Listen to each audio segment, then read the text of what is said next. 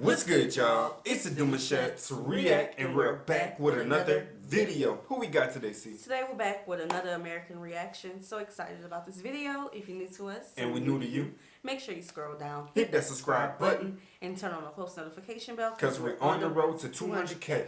And we cannot get there without you guys, alright? Join the family without further ado. Let's get into the video. Let's get it. Last week I was taste testing German Christmas cookies. Today I'm going to share with you the differences in my personal run-ins with the law in both Germany and the US. What a weird mixed bag of content.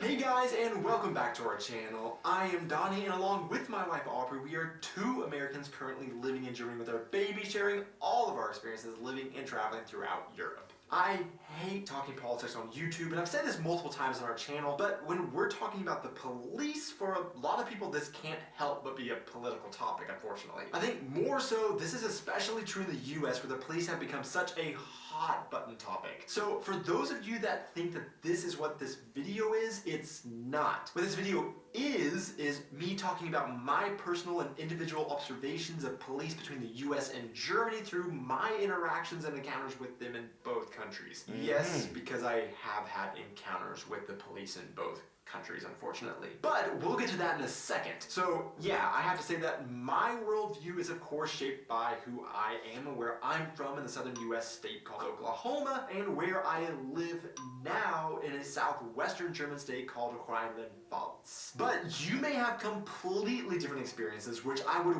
welcome hearing in the comments below. Also, in both the US and Germany, there are lots of different levels and types of police forces in the state, federal, or even city levels, for example. But I'm not going to get into all of those specifics in this video. This video is about the basic, general, overarching term police in these two countries. And that's exactly what I'm going to talk about today in my video. 911 or 112. Here's the police in my view.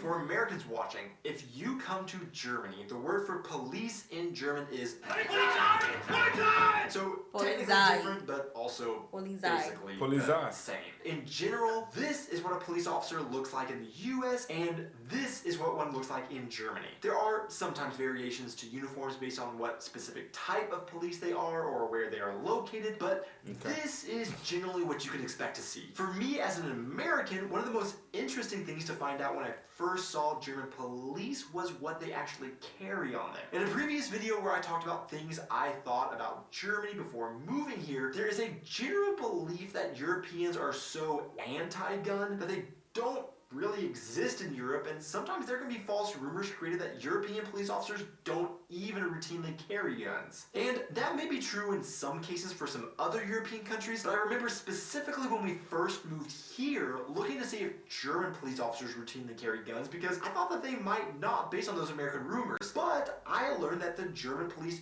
do in fact generally carry firearms. So overall, the general appearance and I guess what they carry actually isn't that different in my opinion and experiences, unless of course we are comparing German police specifically to the Texas Highway Patrol, which do look very, well, Texas. So besides the actual police officers... Okay, so I know for us, there's a whole history about our police, right? And I know a lot of people say our police have to have guns because the American population is violent and all of our gun laws. I understand that. But what is the reason behind the Germans? Germany. Comment section. The police themselves. The other iconic part to police forces are their vehicles, of course. So first off, in the US, I've seen a picture that floats around Facebook to show a supposed problem with American police forces, and that is this one. Of course, this isn't exactly a German police car on the left. That would actually be this. But the entire point of this post is kind of lost when I then informed these American friends that there are actually in fact undercover police cars in Germany as well, and non-undercover American police cars exist of course as well. However, I will definitely admit that in general, the German police cars are much more visible and recognizable immediately because of the bright colors they use, unlike American police cars, which sometimes, even if they aren't undercover, may require a second look to make sure it is in fact a police car and not a civilian vehicle. U.S. police... Think about when we're on the highway and a car come behind us that looks like a cop car and be like, it's not a cop car. You gotta double check. Those lights on the side and things like that. And I think our police cars they want to blend in with the local culture. I think that's silly. Think about Louisiana. Now it's been a long time since But we've been there. But they have holograms on their cars where when the light reflects on you, then you can see that as a police officer's vehicle. They do it to the tent where it's like you can kind of see it if you look at it hard enough. But then you have vehicles that don't even look like it's a cop car. It's a cop car that's just, there's an officer inside of a random vehicle, probably. And I've seen some cop cars in Texas that is like, I thought that was old Billy Joe who be, doing the hydraulics with his car and things like that. So that's why I say I feel like it blends into the culture of the state or the region that we're in. And this topic get even deeper than that.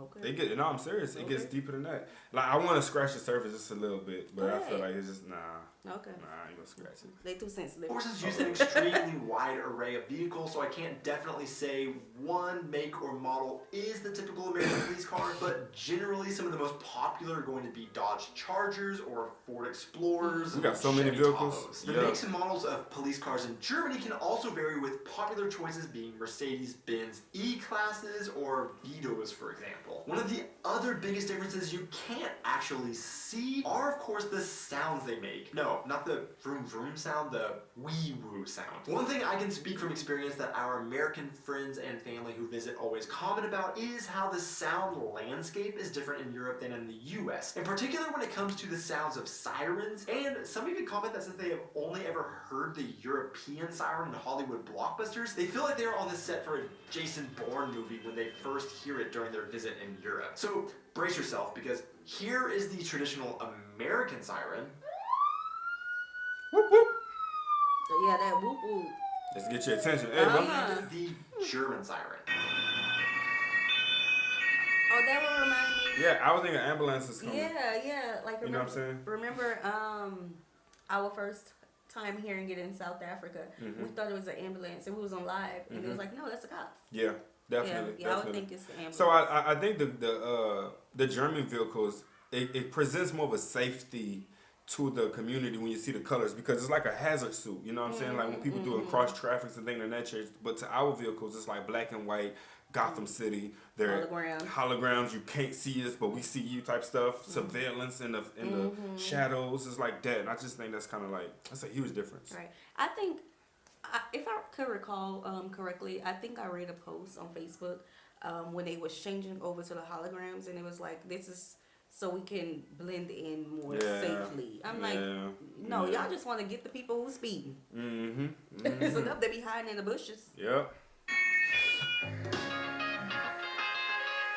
Speaking of sirens, I alluded to the fact that I have had some encounters with the police in both countries, so let me tell you about those experiences, because there are big differences in the interactions that I have had with them. And also, there's big differences in why I've had encounters with both. Talk about it. Forces. Talk about it. So first off, let me burst your bubble by saying that I don't have any kind of criminal history actually, but I have been pulled over on the road by police officers in both countries for traffic infractions. It's not that I'm a bad driver, it's just that I have an unfortunate medical condition called lead foot, with the only cure being either police intervention or moving to Germany, where there are some sections of the highway without speed limits. So in the US, I've been pulled over for speeding a couple of times, and this typically happens when a police officer is on the side of the road, either hiding their car behind like a bush, a sign, or something else that you can't see them sitting there watching for speeders. This is how it happened to me in almost all of the experiences, and the police officer would then pull behind me, turn their lights on, but if it doesn't get your attention, they might also do a short burst of their siren to get your attention. Once I pulled over, the solo officer parked the car behind me, walked up to the car, and then talked to me for a bit, ran my information if they deemed it necessary, and then decided if they were going to give me a ticket or just a warning. This is very different from what I've experienced in Germany. So I've been pulled over once in Germany, but it actually wasn't for speeding. And I'll get to that reason in a minute. Aubrey and I were driving one day on a day trip when I needed to turn left onto a cross street, but it technically wasn't allowed. We were way outside of town and there wasn't anybody around, or so I thought, and I figured I would just go ahead and make the illegal turn rather than turning right, than having to find somewhere else to turn around. However, I quickly saw a Polizei van racing up behind me. The German police car, rather than following me and turning on its lights like in the US, it actually sped around and got in front of me. If this happens in the US, then that typically means that they are going after someone else, and so I thought that I was off the hook because they weren't following me anymore. However, as it got in front of me, a little sign lit up on the back of the van with the words "Bitte folgen." At the time, we were still new here, so I didn't know what that meant, but don't you worry, that sign then changed to English as if it read my mind to "Please I don't know. They then found a safe place for us Wait to a minute. Yo, he said they got a safe place for them to pull over. Please. Please slow. I thought I was gonna say slow down. This your warning. Please. Like, hey. They using manners. Manners is what I heard. Oh Lord, we used to the shout. I can get into some stories. Okay, y'all, hold on. Quick disclaimer, y'all may hear children in the background. We are next to a school that is out. So, Yeah. I mean, they're at recess. Having the good old time. I pulled over and 2 police officers walked up on either side of my vehicle. The procedure was basically the same as in the US at this point, and they explained to me the left turn wasn't supposed to be done. Then they gave me a warning and sent me on my way. So the procedures of getting pulled over in both countries are slightly different, but that's not the biggest difference I've experienced with the police, or actually, I should say, not experienced with the police in Germany, I guess. For one, Germany doesn't really patrol streets with officers looking for speeders. So how do you get in trouble for breaking the speed limit, you might ask my American friends? When we very first moved here, I rented a car locally, and as I was leaving the shop, the woman working ran after me and said, "Oh, just a warning, they just put a blitzer on the Autobahn." I said, "A what?" And she said, "A blitzer." And I said, "Oh, what was that?" We both were so confused, she not understanding why I didn't understand, and I not understanding what the heck a blitzer was. Honestly, I can't remember if she explained it to me or if I didn't learn what it was until I was then flying down the highway and got flashed by a bright light. But I learned that for the most part, Germany controls speed on all road types with cameras and radar rather than an actual police officer patrolling. Because they don't got time to be chasing after y'all. I'm telling you, I think that is more dangerous actually. Yeah. To chase after a person that's doing what they're doing on the road, because now you put more people in danger. Now I know it can be to sit in the same bracket as this person is driving fast regardless, but imagine a chase, trying to get away, dodging cars. I just think you put them in even more danger at that part. So yeah, hit them up with what they gonna get, like a mail, a text or something? Yeah, like us. Okay. Get it in the mail. Bet. This can be permanent or portable. They can be disguised or somewhat obvious, but there are hidden cameras all over Germany waiting for you to speed by so that it can snap your picture and it'll let you know that you have a ticket coming with its bright flash. You then receive your ticket a few weeks later in the mail, which will have your lovely candid photo on it, a photo of your license plate, and all the information you need to pay your fine. Now, I'm not going to tell you how many of these candid pictures I have in my collection, but let's just say that I am very familiar with this process. But speaking of the speeding tickets, those were also a huge shock in Germany. And I guess you could say in a good way, because speeding tickets are ridiculously cheap in Germany. From what I am unfortunately used to in the US, it makes me actually question if this really stops people from speeding with such a small slap on the wrist. First off, both the US and Germany have general allowances they will typically give you crossing over the speed limit. For example, the general rule of thumb is 4 miles per hour or 4 kilometers per hour over the speed limit. The thing is, those look similar, but the conversions actually reveal a pretty big difference, and a vast majority of the tickets that I've gotten in Germany has been just above above that general allowance that in the US would be in the allowance and wouldn't warrant a ticket. For example, I have a German speeding ticket for going 6 kilometers per hour over the speed limit, which is about 3.7 miles per hour, and that wouldn't really be a big deal in the US. And again, I'm not making excuses. I totally deserve those tickets for going over. I agree. Just comparing how the different units of measurement and mindsets translate. These minor breaking of the speed limit in... Before we even go any deeper, don't go to the United States and go 4 miles over and thinking, oh, it's an allowance, and argue with that cop who come up to the car. They're going to say there is no allowance. No. Okay? That's something that you keep in your mind. Yeah. Just keep it in your mind. If you get pulled over and they say you were speeding, baby, you were speeding. Don't argue. Bruh.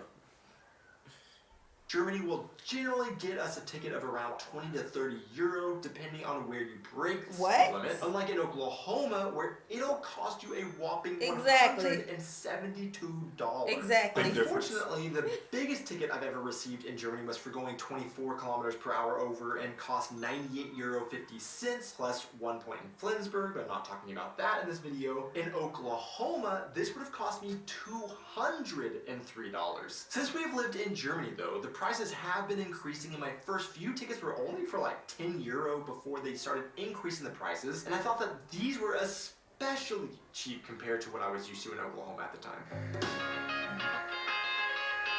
One other thing that we've taken note of in Germany, and was actually subtly mentioned in my being pulled over stories, and that is the fact that American police do sometimes travel around in pairs or groups, but generally you see police officers on patrol alone, whereas in Germany, we've noticed that we generally see police officers at least in pairs a vast majority of the time. We've seen this and taken note of it so much so that I've even looked up to see if German police officers are required by law to work in pairs, and I found on the City of Hagen's police Facebook page this exact question asked, and they explained no, that they don't actually have to. But like I said, in the US, I'm used to seeing police officers generally working alone, enough that I noticed it as a very big difference in Germany, where nearly every policeman or woman has a partner with them at all times. To be honest, I think this is a great practice and should be more encouraged, as it can hopefully provide more accountability and help in high-stress situations, rather than leaving it to that's true, calming all the way down. Police situation. Of all the differences that I have found and noticed about the police in the US and Germany, the most shocking difference for me is what it requires to become a police officer. So, first off, police in the US are not awarded any kind of diploma or degree for completing training as a police officer, and there are also no college degree requirements to join the police. In terms of how long it takes to become a police officer, I found the City of Oklahoma City Police's website where they describe for their police force that police academy lasts approximately 28 weeks, and upon successful completion of the academy, the recruit is assigned to the field training officer program for 4 to 6 months. After this, the newly graduated recruits are assigned as solo patrol officers. So in total, it seems like we're looking at about 10 to 13 months of training before being able to go solo and fight crime. However, in Germany, the system is different. Batman was on point. To become a police officer, your training is a Bachelor of Arts degree and is a minimum of 3 years of studying before you can call yourself a police officer. So essentially, 1 year of training, at least in Oklahoma, versus 3 years of training in Germany, with German officers also receiving a university degree from their education. I think that's something they need to amplify. They need to pick that up more. I feel like the police force is huge enough already as it is. I think they should now kind of turn it up a little bit to get people to get more involved in what they are expecting, because their force is already huge. People out there doing what they got to do, and some doing what they want to do. So it's like, that's kind of tighten it up now. Yeah, and this is a public service job. And they get bachelors for completing it. Yes. That's an accomplishment. This is a public service job that needs to be taken seriously. 100%. I don't like that people are just able to say, "Oh, I think I want to go be a cop." Yeah. No. Today and tomorrow. A huge difference. To see who made it this far into the video, the random question of the week is... Let us know what you think. France or Germany? Who has the best bread? Thanks we're going to start right there, man. Make sure you guys check them out. Very informative. And big difference. Big difference. Yeah. All right, y'all. We hope you guys enjoy this video with us. Be sure to subscribe. We'll see you soon. Peace.